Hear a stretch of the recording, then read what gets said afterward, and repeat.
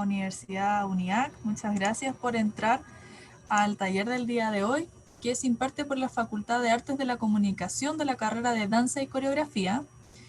La actividad del día de hoy es Historia de la Danza aplicada a la carrera de Danza y Coreografía, un taller teórico-práctico con nuestra docente Paula Tapia. Les damos la bienvenida a todos, comentarles que pueden escribir todas sus consultas y dudas en nuestro chat de Zoom, que posteriormente se van a aclarar al finalizar la exposición. Muchas gracias a todos y bienvenidos. Paula. Hola, muy buenas tardes. Quiero darle las gracias a todas ustedes por estar aquí acompañándome el día de hoy en estos conversatorios. Quiero invitarles a hacer sus preguntas por escrito en la medida que transcurra la sesión para que luego Fernanda me las pueda transmitir al final. Hoy día vamos a hablar sobre la danza posmoderna, que es radicalmente revolucionaria, y el cambio de los paradigmas estéticos. La verdad que decidí cambiar un poco el tema que tenía proyectado para el día de hoy por una pregunta que me hicieron la semana pasada. Alguien me dijo si lo que hacía en este momento en su casa era arte o no. Y yo le contesté inmediatamente desde la teoría del arte, entendiendo que el arte es un constructo social en el cual las personas nos ponemos de acuerdo con respecto a lo que es y lo que no es arte, y dentro de ese constructo social el arte cumple distintas funciones y una de ellas es la función comunicativa. Por lo tanto, si tú no muestras tu trabajo, esto no es arte.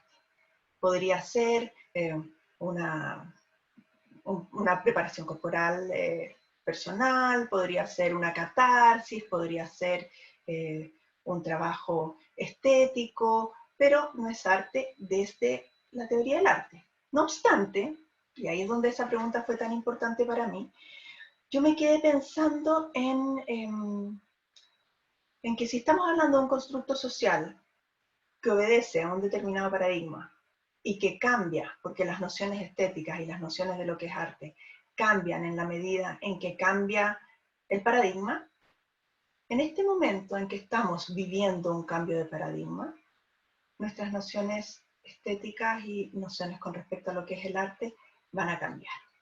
Por eso decidí revisar en esta conversación el tremendo cambio de paradigma que significó la danza posmoderna dentro de la expresión dancística.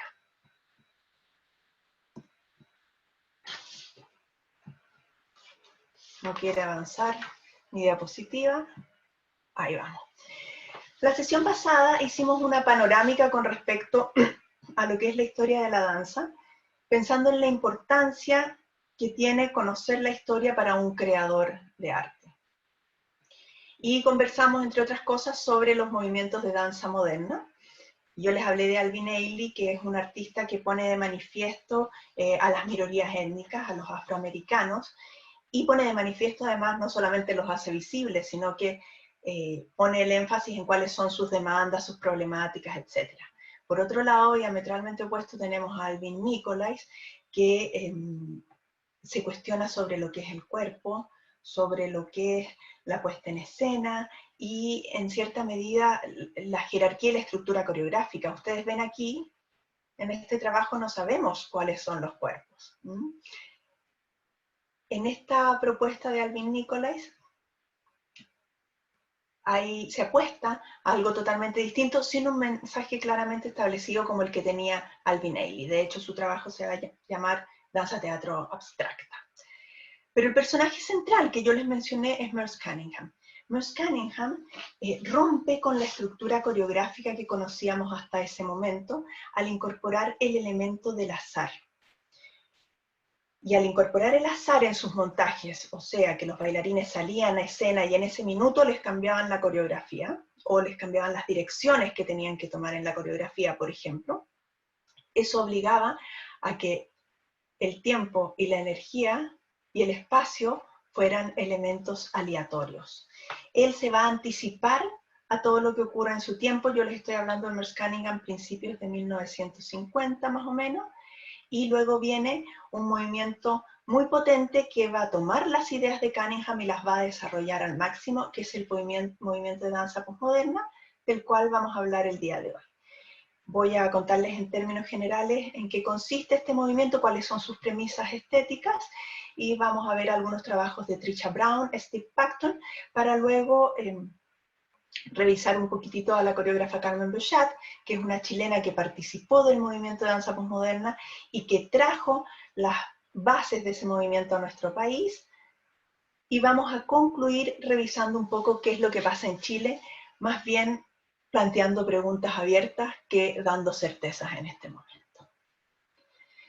En los 60, el espíritu de los artistas era totalmente experimental. Y la danza y la performance jugaron un papel protagónico en ese momento. El lugar donde nace este espacio de experimentación va a ser la Judson Dance Theatre, que era una iglesia de una congregación protestante de la ciudad de Nueva York. En este espacio se dieron cita un montón de jóvenes artistas que asistieron a unos talleres que allí se dieron y que culminaron con muestras.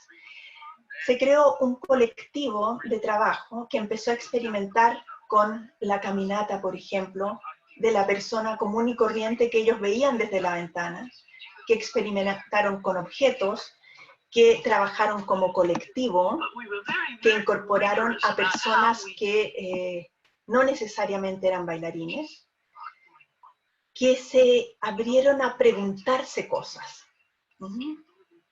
Ellos dicen que era un momento alucinante porque te llevaba a cuestionarte sobre todo lo que tú habías pensado hasta ese momento en un espacio de exploración e indagación constante. Entonces, elementos fundamentales de la danza posmoderna van a ser la experimentación con el espacio, la improvisación, la experimentación con la voz y el sonido, y que no se basa en una historia, no nos cuenta una historia, cosa que sí encontrábamos en la danza moderna, a excepción de Nicolás. En general, nosotros veíamos una historia que podíamos seguir. Los artistas de este movimiento redefinieron el arte desde la segunda mitad del siglo XX y propusieron un lenguaje totalmente nuevo para la danza. Aquí, muy importante, se enfatizaba el proceso artístico por sobre la obra final. En esta fotografía vemos una coreografía de la coreógrafa Trisha Brown, interpretada por Carmen Beuchat, son dos pedacitos de la misma obra, y lo que están haciendo las bailarinas es interferir el espacio con esas circunferencias. Entonces, vemos que en la danza se rompe con la estructura jerárquica. Toda persona tiene el derecho y la capacidad de gozar de la danza. Experimentan y comparten sus hallazgos como colectivo. Muy importante esta sensación colectivista del grupo. Incorporan diferentes manifestaciones artísticas, son fluxus y multimedia. Vamos a ver aquí una intervención de Carmen Beuchat en la Green Gallery de Nueva York, en la que está ella con Keita Kei, que es una coreógrafa japonesa. Como les decía, tenemos un espacio de experimentación. Lo más importante para este grupo de artistas es la experimentación. También van a aparecer otros elementos como la repetición y la reflexión desde la corporalidad. Les traje un pequeño fragmento de una obra que se llama Pelícano y que es del pintor Robert Rauschenberg.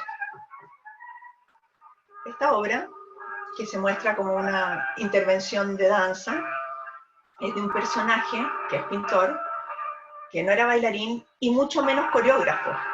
No obstante, hizo esta obra por encargo. Quiero enfatizar este elemento multimedia que existía en esta generación de los años 60.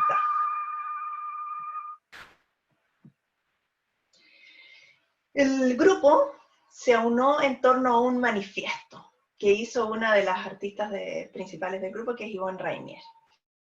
En 1965 presentó el Manifiesto del No, que dice: no al espectáculo, no al virtuosismo, no a las transformaciones, a la magia y al hacer creer, no al glamour y la trascendencia de la imagen de la estrella, no al heroico, no a lo antiheroico, no a la imaginería basura, no a la implicación del intérprete o del espectador, no al estilo, no al amaneramiento, no a la seducción del espectador por las artimañas del intérprete, no a la excentricidad, no a conmover o ser conmovido.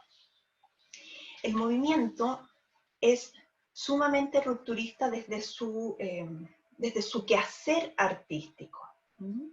No obstante, su ruptura, que resulta un impacto para el espectador común y corriente, no maneja un discurso sumamente político. Aquí se está rompiendo con el pasado, con las estructuras sociales, pero no a través de un discurso político. Entonces, les voy a mostrar ahora el trabajo de Trisha Brown. Y mientras vemos la primera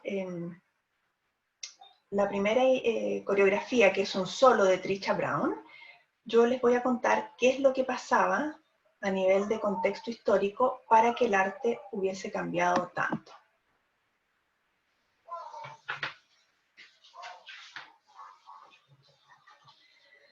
Vamos a ver que los años 60 es una época, bueno, este video está en silencio, por eso voy a aprovechar de contarles mientras lo vemos. Y les voy a encargar a quienes lo están viendo que se fijen en el tipo de movimiento de Trisha Brown. Trisha Brown rompe con las tradiciones técnicas hasta ese momento. Ella espera que su trabajo se vea lo más natural posible, que no se vea la técnica, que fluya desde la armonía corporal incluso. Hoy se me cortó. Ahí vamos nuevamente con Trisha. Ok. Voy a adelantar un poquitito. Y les voy a contar lo que pasaba. A ver, ¿qué hace que los artistas decidan moverse de una manera tan diferente y romper con las estructuras de lo que estaba considerado arte hasta aquellos momentos? Uno, es una época de grandes conflictos políticos marcados por la Guerra Fría. Por otro lado, tenemos el mundo polarizado entre el capitalismo y el socialismo. Y además, un mundo que estaba en un proceso de recuperación económica después de la Segunda Guerra Mundial. Vamos a tener muchos movimientos sociales de protesta en contra de la guerra de Vietnam, contra la invasión de las tropas soviéticas a Checoslovaquia, y también va a ser la época que culmina con el movimiento de mayo del 68, que es un estallido social contra el orden establecido, que parte con revueltas estudiantiles y sindicales en Francia y que luego se extiende a otros países.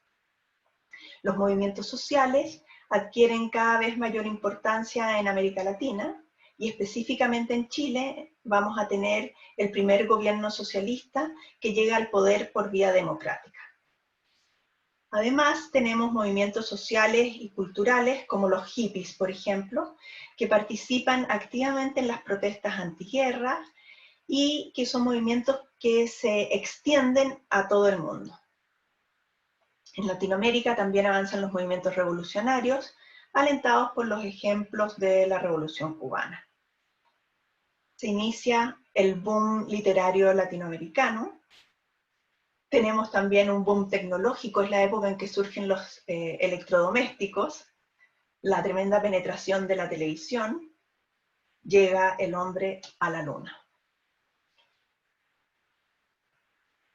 Trisha Brown fue bailarina y estudiante de la compañía de José Limón y de Merce Cunningham, tenía una gran formación técnica en su cuerpo. No obstante, su búsqueda va por un trabajo articular y que deje de lado las tensiones adicionales. Y además hace una tremenda innovación en la puesta en escena.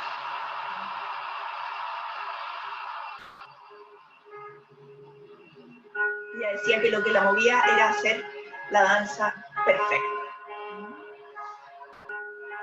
Aquí tenemos una pequeña muestra de distintos trabajos que ella hizo. Incorpora, por ejemplo, todo el elemento audiovisual y proyectado sobre los cuerpos que ahí estaban como en una muralla de escalamiento. En este caso tenemos otra obra de 1971 en el que caminan por los muros. Esta otra obra es una acumulación de movimientos que se repite al mismo tiempo en varios trechos de Nueva York. Lo que vemos acá es una acumulación. Primero ella acumula los movimientos, quiere decir que hace un movimiento, luego hace un movimiento 1, 2, luego 1, 2 y 3. Y los acumula primero sola, en un solo, luego los acumula para varias personas. Si se fijaron, esas personas estaban acostadas, y finalmente ella acumula y además habla sobre su acumulación. ¿Qué ocurre en todas estas búsquedas? Una es dejar de lado el control sobre el cuerpo. Si yo hablo mientras estoy hablando, no tengo una absoluta conciencia de lo que estoy haciendo a nivel de movimiento y puedo dejar que ese movimiento fluya de manera más libre. Por otro lado, Trisha Brown se pregunta sobre los elementos fundamentales de la danza: tiempo, energía y espacio. Y si ustedes piensan que la energía tiene que ver con la fuerza que yo aplico para despegarme de la atracción de la gravedad, debemos reflexionar con qué es lo que pasa en el cuerpo con esas fuerzas. Trisha Brown se cuestiona al respecto y en vez de trabajar de pie, trabaja de lado, en los muros de los museos de Nueva York. Es más, se descuelga de los edificios de Manhattan con arnés. Y eso hace que el peso del cuerpo cambie totalmente y que tú tengas una experiencia totalmente nueva y de conciencia corporal diferente. Trisha Brown además cuestionaba a sus bailarines poniéndoles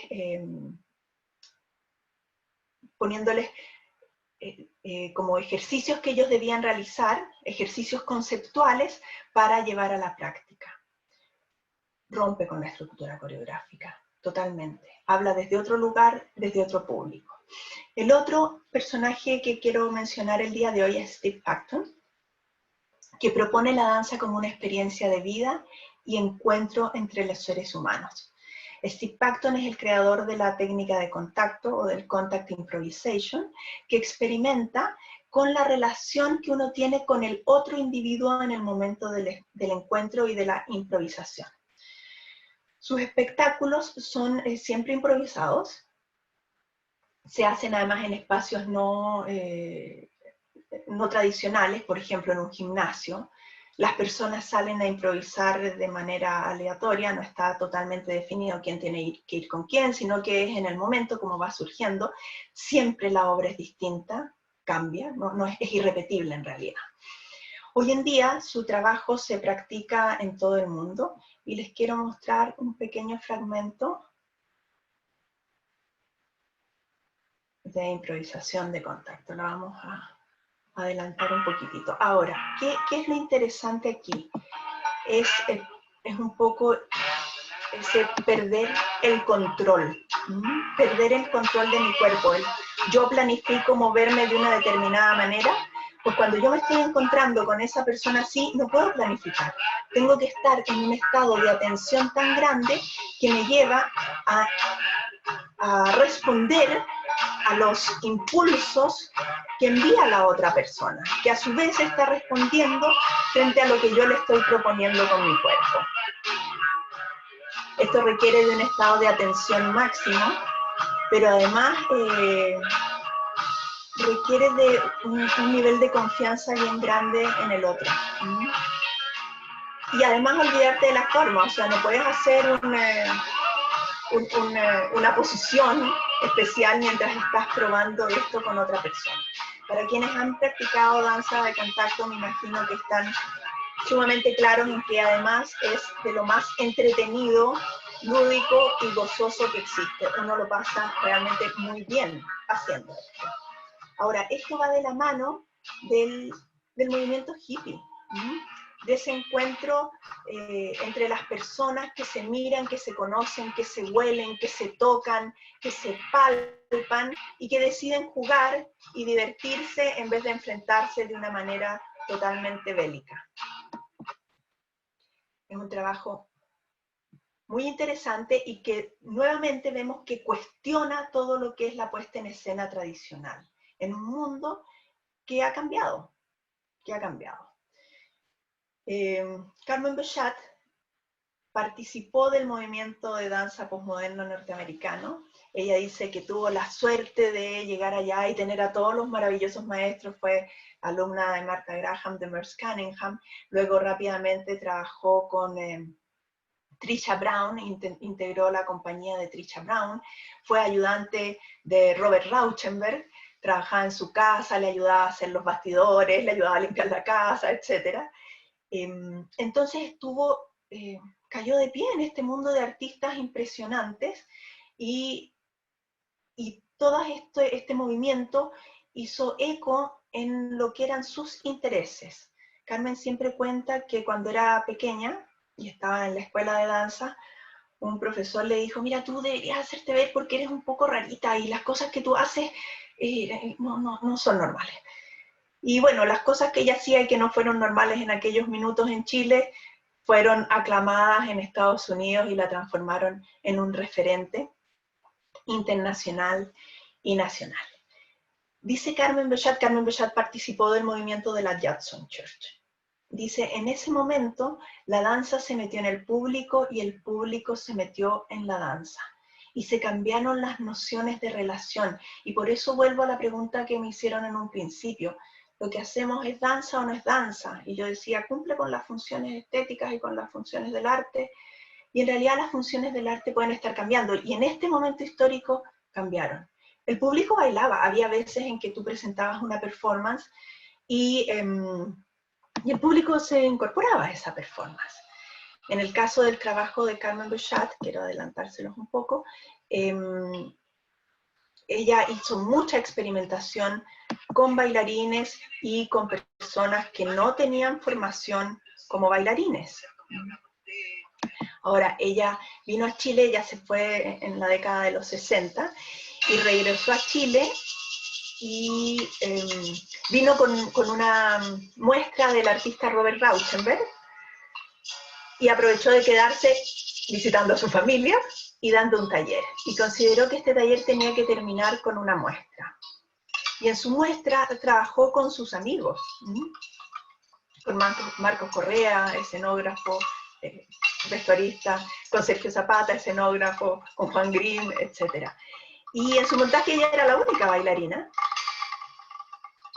Y trabajó una temática que ella consideró que era sumamente importante en ese minuto en que Chile estaba viviendo en la oscuridad. Estos son los años 80.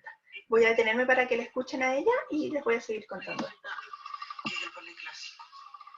Y de ahí del ballet clásico entonces toma, por supuesto, las cosas positivas y maravillosas de la técnica Laban. Y pasa por lo moderno y luego cae entonces en lo contemporáneo. Entonces es casi una historia de la danza metida dentro de pliegues y despliegues. Está hablando sobre 3 obras que han sido sus últimas obras, sus obras magnas,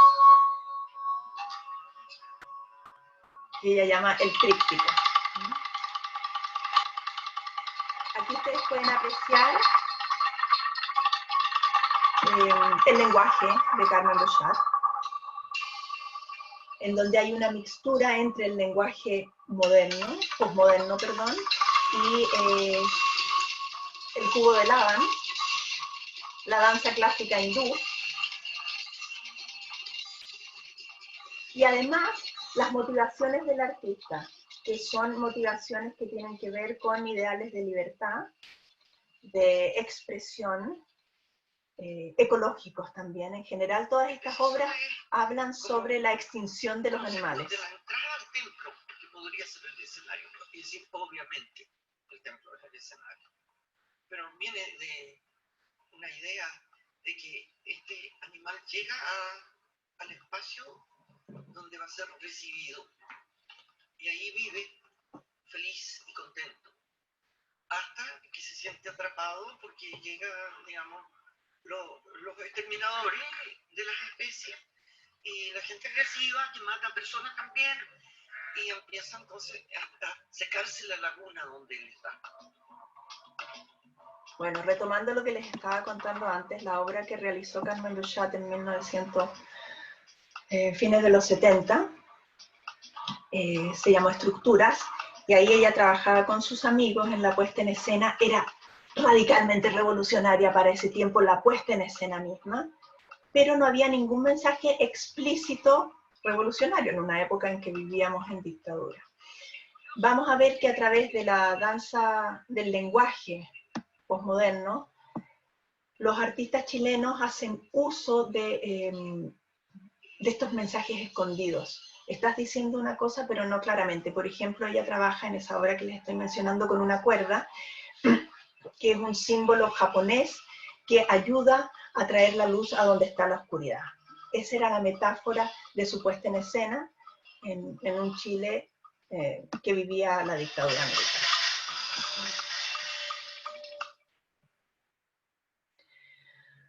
Ahora yo quisiera preguntarme qué es lo que pasa en Chile hoy en día.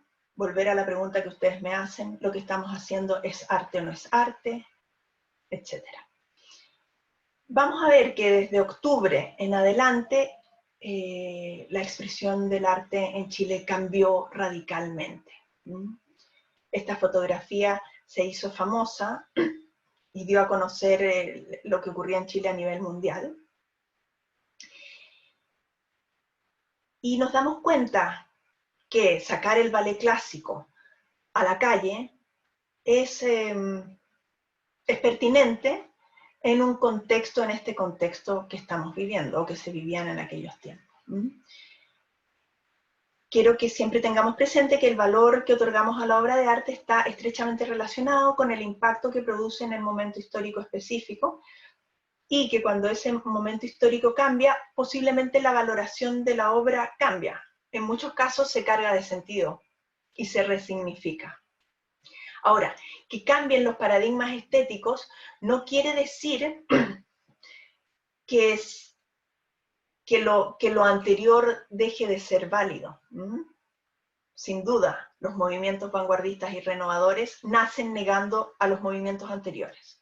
Y eso es así, porque se escriben sobre la historia del arte, proponiendo un distanciamiento de lo anterior que está reflejando a un momento histórico, a una clase social, ciertos ideales específicos.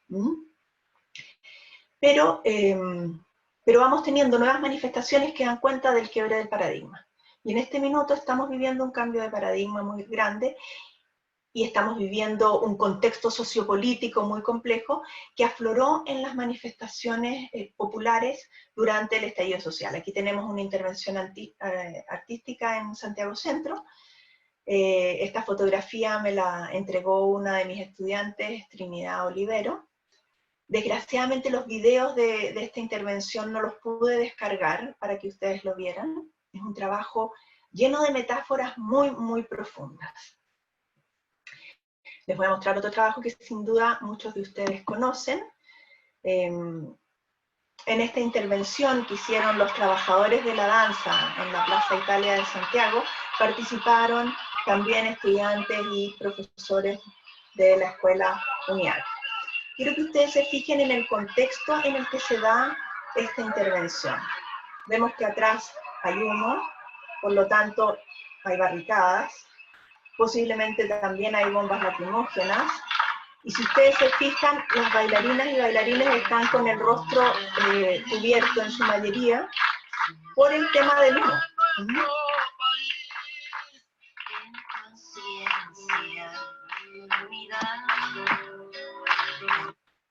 Oh no, disculpen. Todo de nuevo.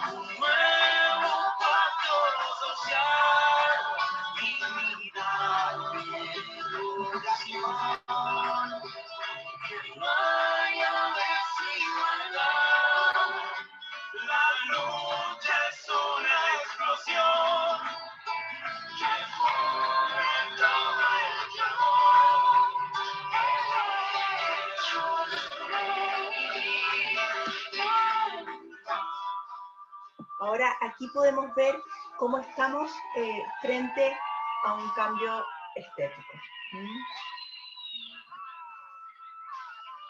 Cuando yo conversaba esto con mis estudiantes, había quienes me decían, pero mira, no están todos al mismo tiempo, o de repente en unas personas se nota más técnicas que en otras, pero eso en este trabajo es irrelevante, porque responde a una estética diferente. Lo que buscamos en este trabajo es otra cosa, y tiene que ver con el contacto con la gente, con la recepción que tienen quienes lo están viendo y lo que experimenta la persona que está bailando. Y aquí se produce una comunicación muy, muy potente.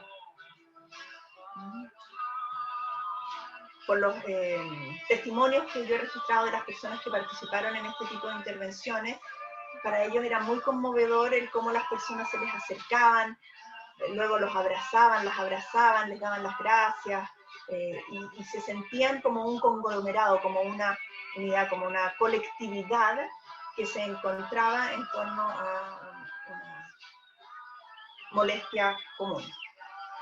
Ahora es importante, yo he ido hablando de la danza postmoderna de Carmen Duchat, pero yo creo que debemos reconocer que en Chile hay una larga trayectoria de comparsas, de danza de resistencia, de danza callejera, que viene desde el ballet popular, liderado por Joan Jara, y bueno, todo después el trabajo del Centro de Danza Espiral.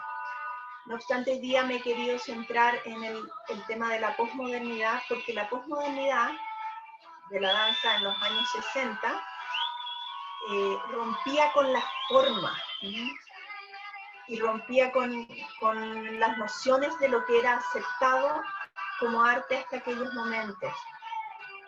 Y es eso sobre lo que quiero reflexionar en este momento en que tenemos un cambio de paradigma tan grande, como les digo, sin dejar de desconocer que este tipo de trabajo tiene todo el antecedente en la historia de la danza chilena desde el expresionismo alemán en adelante. Ahora, hoy en día estamos viviendo una situación de confinamiento que nos lleva a replantearnos también nuestra forma de relacionarnos con los seres humanos. Esto ha sido bien duro para todo el mundo y bien duro para los bailarines. He estado revisando diferentes testimonios y hay personas que dicen que, bueno, que no se han sentido motivados a bailar, que se sienten decaídos, sin fuerza. No quiere funcionar mi video. Pero yo me quedé pensando en la pregunta que les planteé al principio. Bueno, ¿lo que hacemos es o no es arte?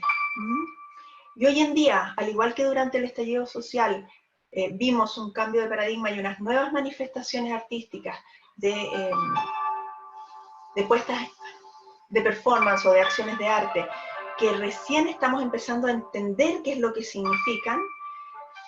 Hoy en día también está surgiendo una nueva forma de aproximación al movimiento, que es esta danza en confinamiento. Les estoy mostrando una obra del Ballet Nacional Chileno, de una serie que se llama Fuera de Eje, y este es el capítulo 1, titulado Inquietud.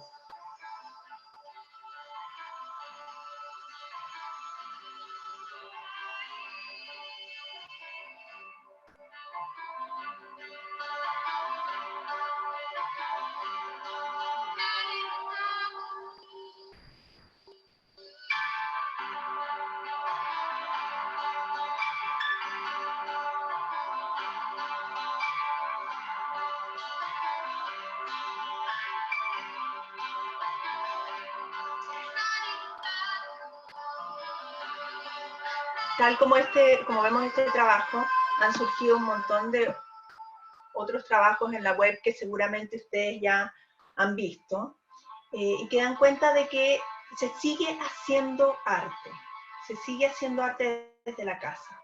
En este caso esto culmina con un trabajo que se muestra y que se difunde. Pero muchos de ustedes seguramente, o muchas de ustedes, no están mostrando su trabajo. Y eso no significa que no lo estén haciendo. Yo veía una persona que me decía, creo que en este momento tenemos un tremendo laboratorio creativo, porque estamos encontrando nuevos espacios. Ustedes se dan cuenta que en este trabajo, por ejemplo, bueno, se exponen las casas de todas las personas, pero hay incluso unas performances que están adentro del baño. Tenemos una nueva relación con nuestro entorno. Vale la pena preguntarse qué le pasa también a ese artista al experimentar con su espacio cotidiano que nunca fue su espacio de hacer danza. ¿Qué me pasa con esta fragmentación de la relación con el otro? En danza, por ejemplo, en Steve Paxton, yo hago arte en el minuto que me encuentro con otro y que siento su energía, que entrego mi energía, que cedo a su proposición corporal y que a su vez ese cuerpo también cede a la mía, en el que yo toco, huelo, palpo. Eso aquí no ocurre y no va a ocurrir durante un tiempo. No obstante, es un momento de reflexión bien profunda en torno a lo que nos pasa a nosotros, qué pasa con nuestra corporalidad en este espacio recluido, qué me pasa con el otro y sobre todo qué pasa con el cuerpo. Y es ahí donde vuelvo al tema del cambio de paradigma. Si nosotros aceptamos este confinamiento como ese espacio donde no tengo ganas de moverme, donde me siento un poco decaído y realmente voy perdiendo la energía, voy negando un cuerpo que además en este contexto social está pasando a ser el cuerpo peligroso. Y es algo sumamente complejo porque hoy en día tememos al cuerpo del otro. Me encuentro con una persona a quien quiero, a quien conozco, y no sé si acercarme o no acercarme, si abrazarla o no abrazarla. O sea, no nos vamos a tocar porque el cuerpo del otro es peligroso. Y eso es algo que los bailarines debemos reflexionar y debemos tratar de evitar. El cuerpo, por supuesto que hoy en día vivimos en una situación compleja en que debemos cuidar la distancia física, pero no por eso vamos a dejar de crear y nuestros cuerpos van a dejar de ser expresivos. Quiero terminar esta conferencia leyéndoles el fragmento de la intervención de Gregory Makuma en el mensaje que dio el Día Internacional de la Danza de este año. Él dice que a través de la danza él le da sentido al mundo. Y en su intervención decía lo siguiente: estamos atravesando tragedias inimaginables en un tiempo que mejor podría describir como la era posthumana. Más que nunca necesitamos bailar con un propósito para recordar al mundo que la humanidad todavía existe. El propósito y la empatía deben prevalecer a lo largo de años y años de innegable paisaje virtual, de disolución que ha dado lugar a una catarsis de dolor universal que invade la tristeza, la dura realidad que sigue impregnando a los seres vivos, a los que se enfrentan a la muerte, el rechazo y la pobreza. Nuestra danza debe más que nunca dar una fuerte señal a los líderes mundiales, aquellos a quienes se les confía salvaguardar y mejorar las condiciones humanas, de que somos un ejército de pensadores furiosos y que nuestro propósito se esfuerza por cambiar el mundo paso a paso. La danza es libertad y a través de ella debemos liberar a los demás de las trampas que enfrentan en diferentes rincones del mundo. La danza no es política, sino que se vuelve política porque lleva en su fibra una conexión humana y por lo tanto responde a las circunstancias en su intento de restaurar la dignidad humana. A medida que bailamos con nuestros cuerpos cayendo en el espacio y enredando, juntos nos convertimos en una fuerza de movimiento, tejiendo corazones, tocando almas y proporcionando curación que es tan desesperadamente necesaria. Y el propósito se convierte en una sola danza hidra, invencible e indivisible. Todo lo que necesitamos ahora es bailar un poco más. Muchas gracias a todas y todos y todes por haber atendido a esta sesión de conversación, y ahora quisiera darle la palabra a Fernanda para que me cuente si hay preguntas o dudas. Sí, bueno, dejarlos a todos invitados a realizar todas sus dudas y consultas mediante nuestro chat de Zoom para poder irlas respondiendo abiertamente, así que los invitamos a todos a poder escribir si les quedó alguna duda. Vamos a esperar unos momentos para ver si ha surgido algo, alguna dudita durante la exposición.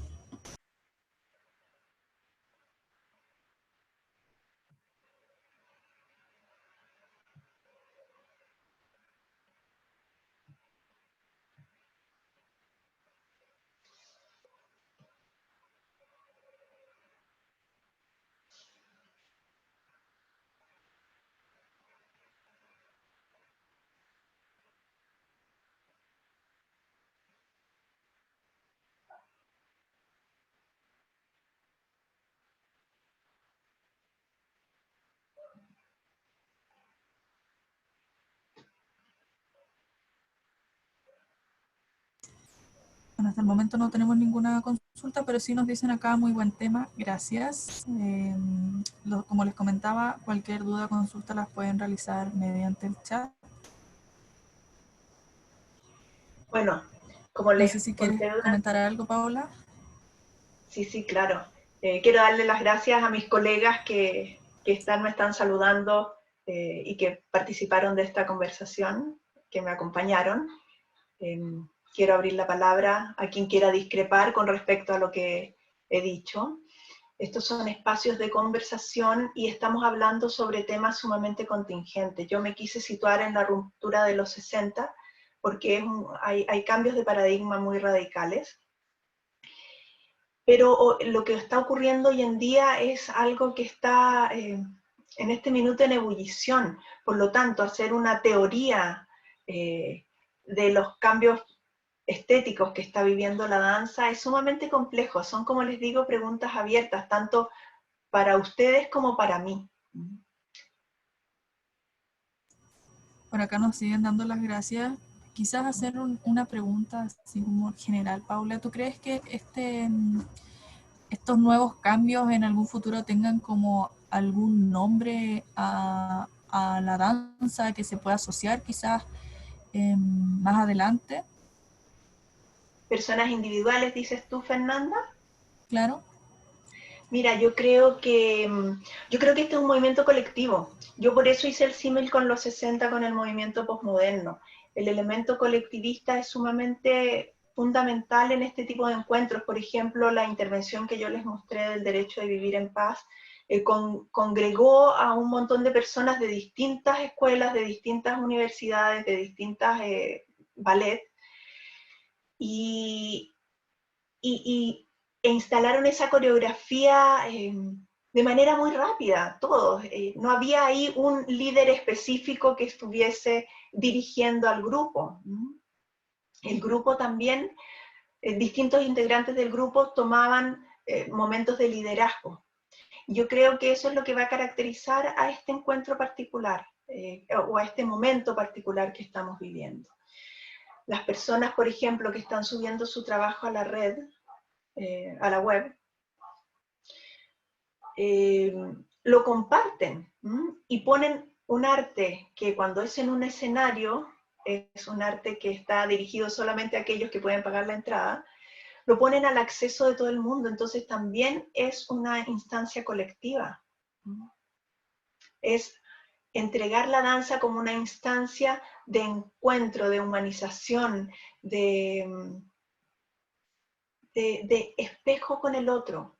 Mientras yo sigo bailando desde la alegría de vivir hasta las tristezas más grandes del individuo, te puedo hacer espejo a ti que estás mirando, por ejemplo. Claro. Ahí están escribiendo algunas cosas en el Sí, chat, no alcancé a mira, leerlas. por acá nos comenta Millaray, muchas gracias por la charla. ¿Cómo se podría conectar con demás cuerpos a través de la danza en estos tiempos de cuarentena? Yo también me he sentido desanimada tras todo el estrés. Sí, efectivamente. No es una sensación solamente tuya, Millaray. Es una sensación generalizada, sobre todo en muchos estudiantes de danza.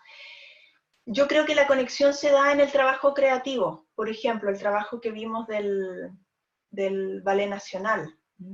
Ahí hay una conexión. Es muy impresionante porque es lo que nos da el contexto. Antes con Steve Paxton yo me conectaba con el otro al tocarlo, al sentirlo, al palparlo, al olerlo. Hoy en día me conecto al editar en la cámara, al copiar el movimiento que hizo el otro y transformarlo yo. Por ejemplo, la improvisación, que parte de la reconversión de los movimientos que hacen otras personas. Tú estás bailando y haces un movimiento así, y viene otra persona y hace esa misma dirección, pero, o sea, no la misma dirección, sino que la misma energía y cualidad de movimiento, pero así, por ejemplo. Y viene otro y lo hace con la cabeza. Y así empezamos a comunicarnos. Eso podríamos hacerlo todos juntos y empezar a formar un trabajo de exploración e improvisación. Eso mismo tú lo puedes hacer mirando a tus compañeros a través del Zoom, por ejemplo. Yo desgraciadamente no tengo aquí para mostrarles el trabajo que me hicieron unos estudiantes en una clase de historia, que este curso de historia de la danza es teórico-práctico, y requiere que los estudiantes vivencien en el cuerpo los distintos momentos históricos porque, bueno, porque el aprendizaje utiliza distintas sapiencias, y la nuestra es el cuerpo. Entonces quiero entender la transformación de la mentalidad y la transformación estética de un determinado momento, y la entiendo a través del movimiento. Y esos estudiantes hicieron este trabajo editándolo de una manera rudimentaria, algunos, otros más elaborados, pero en el fondo explorando y jugando al encontrarse con el otro. Y yo creo que en este momento no podemos dejar ese hilo que es nuestra cuerda hacia la luz, como decía Carmen Bechat. Es un hilo de esperanza y de encuentro con los otros. No es lo que estábamos acostumbrados a hacer, quizás no es lo que esperábamos ni lo que habíamos querido, pero hoy en día nos encontramos a través de este formato, y a través de este formato podemos bailar, podemos improvisar. Créanme que podemos hacerlo, y hay un montón de ejemplos que nos muestran que así es. ¿Tenemos más preguntas, Fernanda? Sí. Por acá Paola Aste nos dice: la danza ha estado en continuo cambio en relación a los cambios sociales y políticos. ¿Ya? En Chile la danza ha resistido en todas las épocas, en la dictadura hubo resistencia. Sí, efectivamente. Efectivamente, nosotros tenemos una tradición muy fuerte de danza social, es lo que decía en algún minuto, no quiero desconocer toda la tradición que tiene, por ejemplo, ese montaje del derecho de vivir en paz, de la danza en resistencia que estuvo de la mano del Centro de Danza Espiral en gran medida, y que además está formada por todo lo que hoy en día desde la teoría de la danza es llamado la danza independiente. Hubo un movimiento muy grande de artistas que a través de la danza manifestaron su descontento con respecto a lo que ocurría, pero además buscando unas formas de expresión sumamente innovadoras en algunos casos, porque tú no podías dar un mensaje abierto de rechazo al gobierno, por ejemplo, pero sí podías bailar algo como Carmen Bechat tirando su cuerda y hablando de traer la luz. No es un mensaje explícito, pero el cómo tú lo haces resulta totalmente rupturista. Es lo que pasó también con la danza posmoderna norteamericana. O sea, que saliera la gente a la calle, se saliera del teatro y bailaran y no fueran expertos bailarines, y que incorporaran el azar, y si se cayó en medio y se paró, etcétera, resultaba una bofetada al statu quo. Por eso les digo, es radical, y lo dice Carmen Bechat, no lo digo yo, la danza posmoderna es radicalmente revolucionaria, sin tener un discurso. Aquí en Chile muchos de los grupos que trabajaron durante la dictadura sí tenían un discurso además político mucho más definido, y otros no tanto. Pero la danza ha resistido, como dice mi colega Paola Aste, ha resistido. Y va a seguir resistiendo, estoy segura. Inclusive, bueno, como comentario, se ha visto mucho hoy en día esos métodos también como para protestar de una manera pacífica y expresar con su cuerpo, bueno, los cambios, lo que sienten en el momento, y se ha dado mucho hoy en día a nivel mundial, en muchos países. Así que es súper interesante y como le comento, sí, efectivamente mucha gente se está expresando a través de su cuerpo. Creo que no hay más preguntas, Paula. No sé si quieres comentar algo más adicional antes de Muchas cerrar la gracias. sesión. Sí, muchas gracias Fernanda por tu comentario. Efectivamente, el cuerpo es el medio de expresión, es lo básico, o sea, es el primero, es lo que tenemos para mostrarnos frente al mundo. Y en ese sentido, la danza, la performance, las acciones de arte, la mixtura entre danza, música, audiovisual, teatro, etcétera, es un espacio de manifestación muy potente. Y efectivamente, como dice Fernanda, es un espacio de manifestación pacífica o de no violencia activa, en el cual a través de nuestro cuerpo nosotros damos a conocer el descontento. Hay un montón de movimientos sumamente interesantes relacionados con el body art, que muestran el dolor que un individuo siente frente a la sociedad a través de la laceración de su propio cuerpo. Entonces es muy importante, Paola me dice resistencia, resistencia. Yo creo que sí, que tenemos que llamar a los bailarines a la resistencia, a resistir este momento difícil, a que no decaigan en la depresión. Movernos nos salva de manera individual, pero además nos ayuda a encontrarnos como individuos. Creo, por eso les decía yo que partí y cambié la temática de este trabajo, porque me quedé pensando en esta pregunta, en que si yo me quedo pegada en las nociones de concepciones artísticas antiguas, yo les diría, claro, no, en la casa no vamos a hacer arte. Pero creo que el mundo cambió y hoy en día es aquí donde vamos a hacer arte. Y no nos vamos a quedar sentados, vamos a seguir bailando porque eso es lo que somos. Somos bailarines, nos expresamos con el cuerpo y nuestros cuerpos son fuertes, son mucho más fuertes de lo que todos creen. Porque como dice Paola, la danza en Chile siempre ha resistido. Y con eso me gustaría terminar y darle las gracias al equipo de UNIAC por facilitar este espacio, darle las gracias a las colegas que participaron y a todas las personas que asistieron y que escucharon el día de hoy, a quienes hicieron sus preguntas y dieron sus opiniones también. Muy agradecida y nos vemos la próxima semana. Un abrazo y un beso. Muchas gracias Paula. Comentarles a todos que pueden volver a revisar este conversatorio de danza en nuestro canal de YouTube que se va a cargar posteriormente y les damos las gracias a todos los asistentes y también a ti Paula, muy interesante el tema del día de hoy. Así que muchas gracias a todos y nos vemos el próximo lunes en el mismo horario. Chao, que estén bien. Chao.